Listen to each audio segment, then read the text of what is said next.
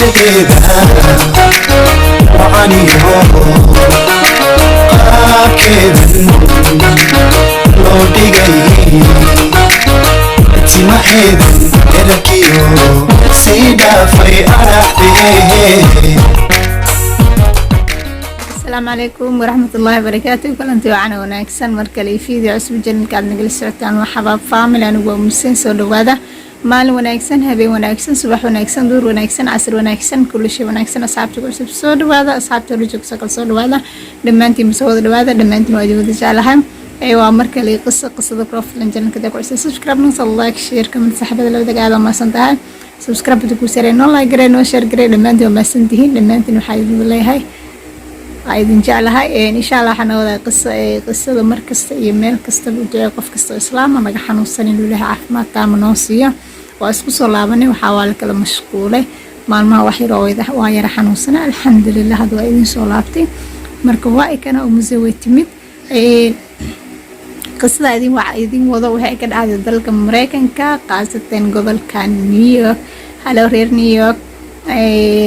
وأنا قصير إسك حنون oo runtii xanuunkeeda wadata marka insha Allah noo bilaabo qisada waxay ku dhacday in hooyo lagu magacaabo Shanti Maris Shanti waxay ahayd 36 jir leh 4 ciyaal ah laakiin ilmaheedii afraad uu ka saqiiray yani ilmihii weynaa urud waxa uu ka saqiiray soo marka waxa uu joogay in 3 cunug cunug kan ugu yar 2 cunug ayadoo la odayga furay kan ugu yar marka uurkiisa lahayd laakiin muusan ogeyn inay uur leedahay bila kadib way dhashay ilmihi yara markii ay dhashay guriga ay deganayd way ka guurtay waxay u guurtay magaalo kale because meel kale u guurtay waayo iskuulka ilmaheeda labada cunug oo roofan ay dhiganaysay iyo gurigeed aad u kala fogaayeen marka saas ugu guurtay guriga ay deganayd ugu dhawaatay iskuulka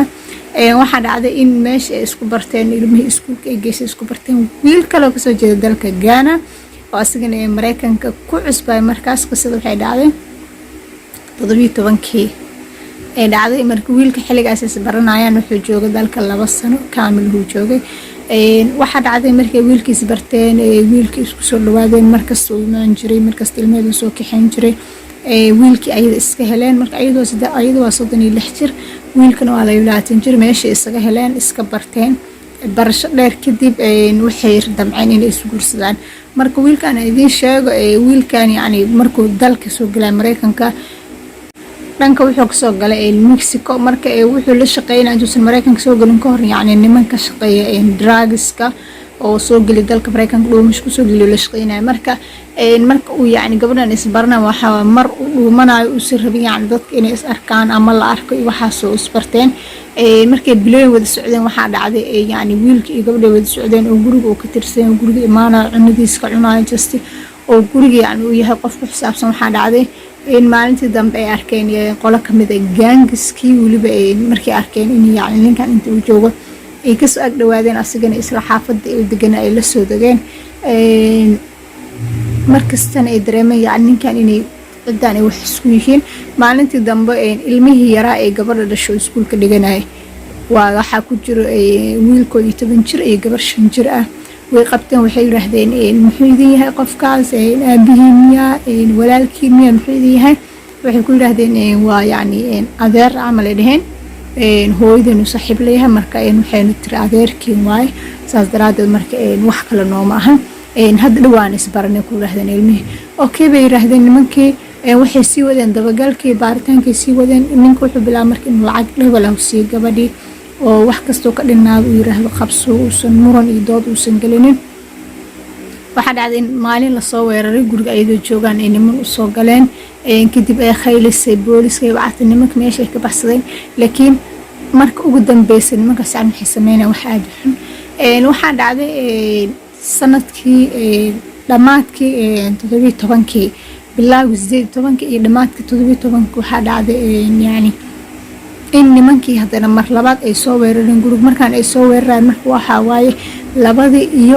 2:42 daqiiqo oo habeenimo yani waa saqdhaxo ama 8 saac iyo 42 daqiiqo qofka soo yaqaan waaye markay soo weerareen meesha waxay ku dileen 2 cunug oo yaryar waxay kale ku dileen naagtii waxay ku dileen ilmihii yaraa oo musha aheed oo yar yani ilmo yar oo san dhameen asina meesha ku dileen waxay kale ku dileen ninkii hadaba bal qiyaas mee qofkii ku dileen waa 3 cunug iyo hooyadood iyo ninkii hooyada rabay meesha lagu dilay meeshii ku dhinteen markaas kadib dariskii waxay wargeliyeen yani ama dadka jaarka ay waxay wargeliyeen booliska ay ku yiraahdeen inta waxaa ka dhacay dil waliba dil aad u xun ka dhacay soo marka booliska markay imaadeen baaritaan loo sameeyay waa la waayay qof yani loo soo qabtay kiiskaas laakiin kaliya waxa la helay waxay tahay cadeen hubkii lagu dilay dadkaas lagu dilay yani dhiigooda waxa isku yaalay laakiin ma jirto wax kale oo cadeen ah oo laga helay isla markii booliska baaritaan sameeyeen marka qof kamid dadka jaarka ah oo waliba qof waayay oo 82 sano jiro wuxuu yiri dadka qof kamid aan arkay waliba qof aan aqaano waa oo yani meelahan aan ku arki jiray soo marka qofkaas ugu cusbo waxa la yiri qofka meesha ku aragtay nigi meesha la geeyo dadkii gurigaas deganaa marka guriga oo geed dadka deganaa sawirada la tusiyay wuu aqoonsaday waxay noqdeen la wiil ayagan Afrikaan oo kusoo jeeda dalka South Africa labada wiil waa la soo qabtay waa xal la soo qabtay 3 bari 4 maalin kadib waa la soo qabtay waa la weydiiyay waxa la yiri maxaad u dishay waxay raadeen ninka oo isla shaqeyn jirnay soo marka lacag far badan oo naga qaaday oo wuxuu roo gabadha inuu guursado marka ay sidoo ku dhici kartaa lacag riskigaas faraha badan oo soo marnay in gabadha ku guursado oo noloshiisa ku dhisto ma dhici karto marka hore waxaan rabnaa inaan asiga bisdilno laakiin haddana marka aragkanay yani marka asiga qofka ugu horeey aan dilno wahay marka aan dilno waxaan aragnay in naagta ay aragtay mulid markaas ay wada hurdaayeen meel markay naagta qaylis ayadana aan dilnay ilmihii rasaas ay ku qayliyeen kii yara ugu dambeeyay waxaan is dhahnay dadka maadaama dhameyseen ka reebin saas u dilnay saas marka ay tahay haduu lacagteena nasiin lahaa ama yani waqti uu muddo lahayna ma dili lahayn laakiin hadda dilkiis wax kale inuu qasbixi tahay lacagteena naga meermeeri saas daraadeed aan dilnay nimankii waxaa la marsay xukun labadoodaba waxay galeen xabsi daa'im reerkiina saas lagu wada duubay marka way dhib badan tahay qofka marka deenka qaadatid haddana ay lacagtiisa aad ka meermeerisid waxa wax walba ka filo قصنتي كلن تهاي لما انت ما سنتين جليس جنان كسبسكرايب هلا صار وصارن فيرسنا اسك بحايو dadku saareen laagta iska reebaan insha Allah la share gareey wax yar aan oo liman guusha duulaha yiraahdo marka in hala share gareey dhamaantiin oo idin jecelahay dhamaantiin waxa idin wada leeyahay peace and love